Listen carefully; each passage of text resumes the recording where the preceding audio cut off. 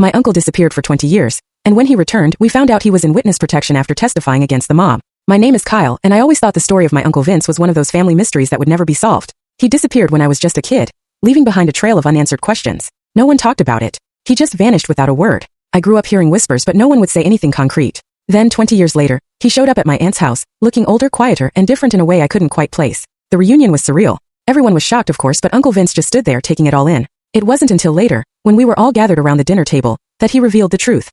He'd been in witness protection the entire time. Uncle Vince had testified against the mob in a major trial, and to keep him safe, the government had moved him and erased his past. His disappearance wasn't voluntary, it was forced. The weight of what he'd gone through was clear in his eyes. He had no choice but to cut ties with us to stay alive. I had so many questions, but I understood why he couldn't answer them all.